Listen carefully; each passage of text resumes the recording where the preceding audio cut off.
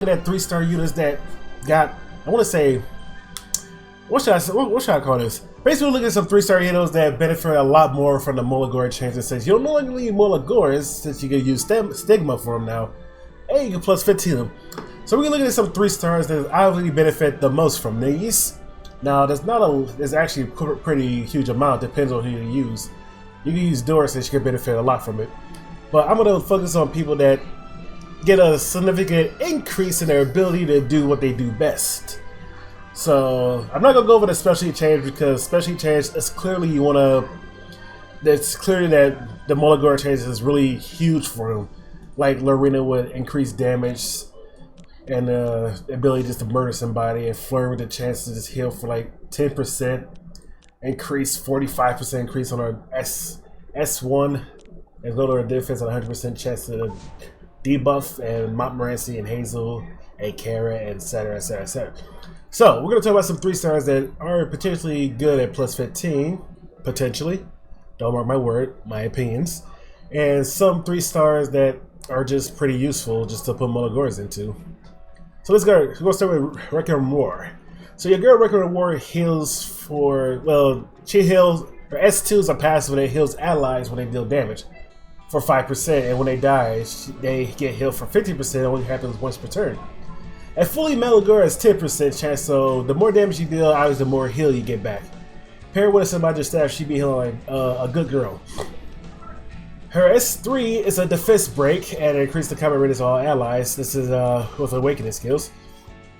And she got a 30% chance, 30% damage increase on her S3. And it's 100% chance to defense break for 2 turns. So that is way more beneficial on the Soul Weaver, because you can build it like a damagey, speedy Soul Weaver and just knock somebody out of the park.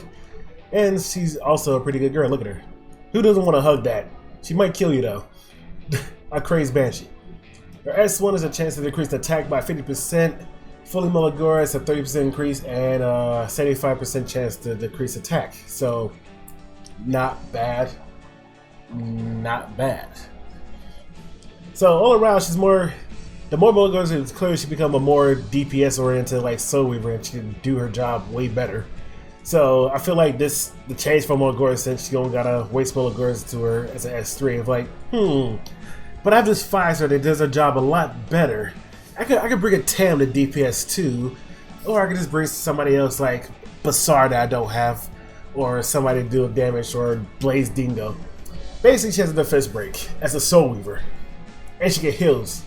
So she's potentially a really good 3-star unit at what's up Molagora's investment, or I should say Stigma investment. So look into Record War if you guys don't have her. Another unit I want to look at is Marissa. I know so far it's been Moonlight Heroes. I've been looking at some normal ones. There are not many normal ones though, because 3-star pool is limited. But we're looking at Marissa. So base, her S2 is a passive that increases her evasion, and below half she gets 50% extra 15%. When she evades, she can increase her attacks, increase speed, and their cooldown reduced by 1 turn.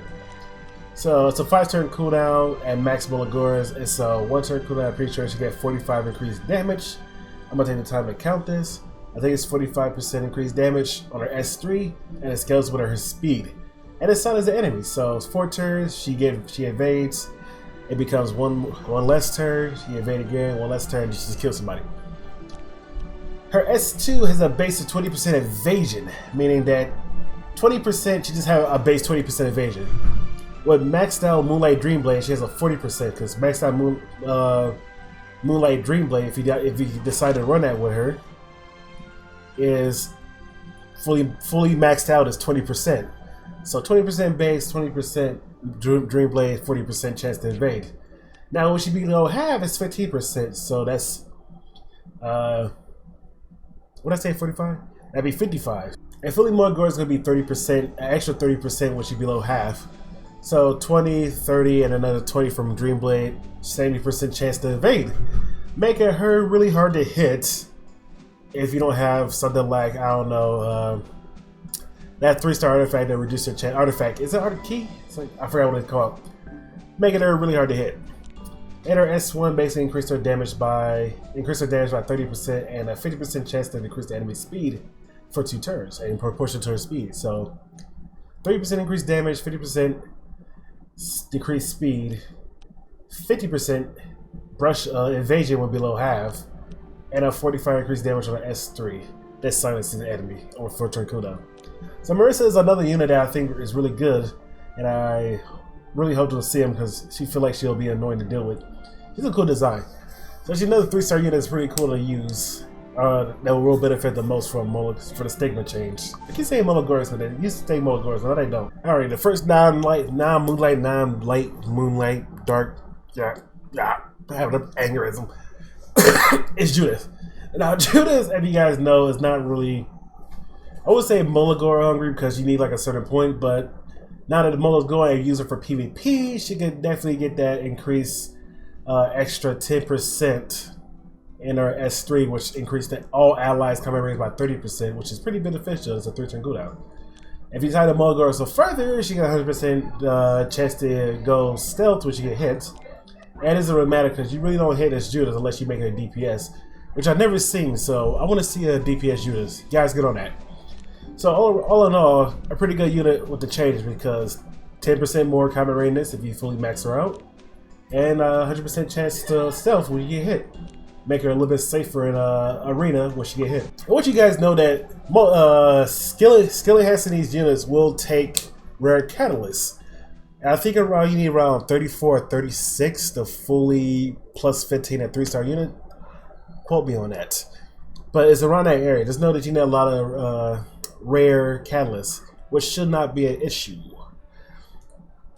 So the next unit I'm looking at is that everybody pretty much use when they start out, especially for newer guys, is Tannar Guard. Now that you call Stigma, you can definitely put the +2 in his S1, which doesn't cost any catalyst.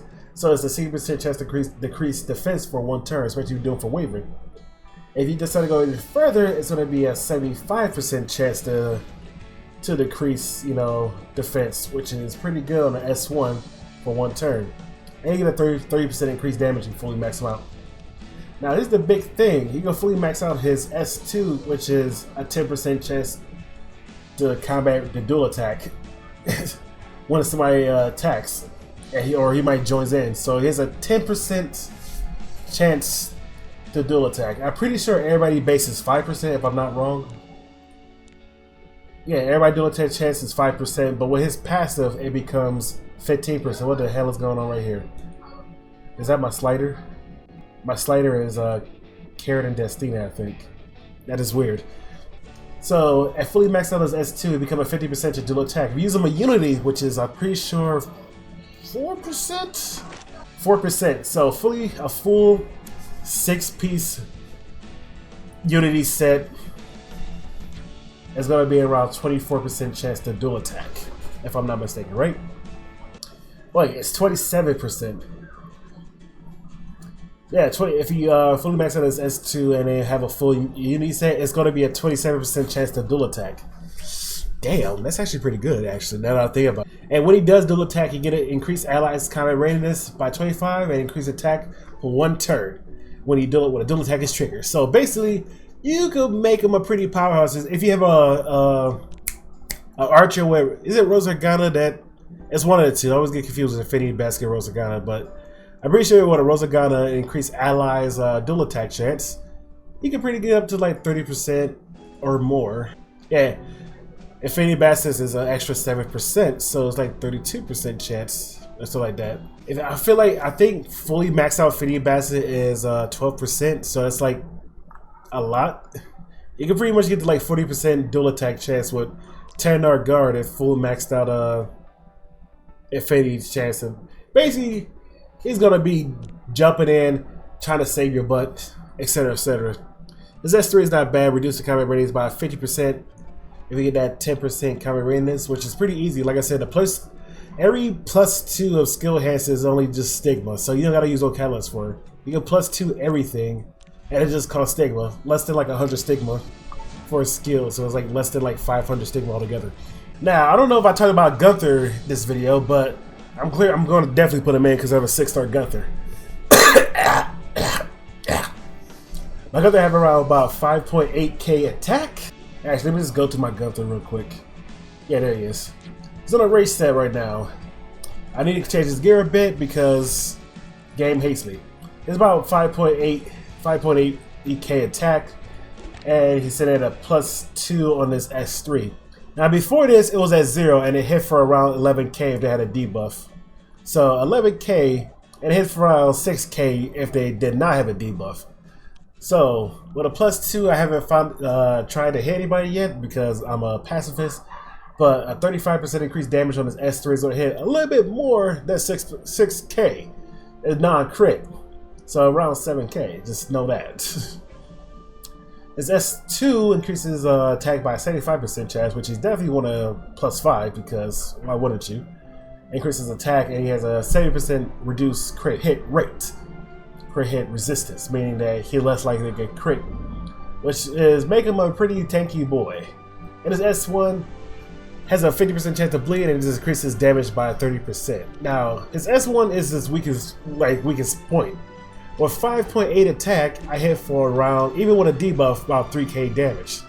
So it's just a 3k attack, just not crit.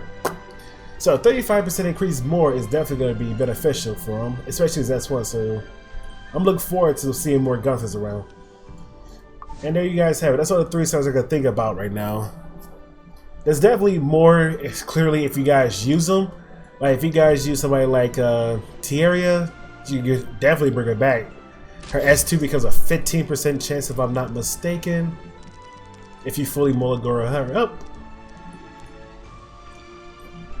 Yeah, so every time she attacks, she increases the combat rate of all allies by 10%. Fully Molagora is going to be 15% chance, and her S3 deals proportion to the target's max healing, which is 6%, and she gets a 35 or 45% increased damage on her S3. Unfortunately, not defense rate. So yeah, like I said, these are the ones that I think will be the most beneficial with the stigma changes. Clearly, if you use them, like if you use all the Banshees, clearly they'll be better because you use them. I don't use them. Increased damage is always great, especially for Gloomy Rain, except that I don't see Balls' Sand, so stun, provoke, and sleep is kind of hard to come by. Actually, Gloomy Rain might be good. Let's look at Gloomy Rain. What you got? Increased speed and attack when a caster is inflicted with a debuff. 5% increased speed. What's this? 10, 15, 15% increased speed and attack when a caster is inflicted with debuff. That's good. 7% chance for debuff. I'm pretty sure it's gonna become a 100% chance. So that's actually pretty good. And 30% increased damage. Wow. Before this round for the caster, has a percent chance of being granted an extra turn when attacking the enemy. Now this is the biggest thing because extra turns makes it RNL, and it becomes a 15% chance to go again, being granted an extra turn after attacking the enemy. So just hitting somebody give you a 50% chance RNL just to slap somebody again. So Gloomy Rain definitely also benefit from it. I want to say all the Banshees benefit from it. Every 3-star benefit from it. But if you guys don't have a lot of stigma and you just turn out, the ones that I suggested are actually pretty good. I'll see you guys around. I'm gonna go farm some more waivers.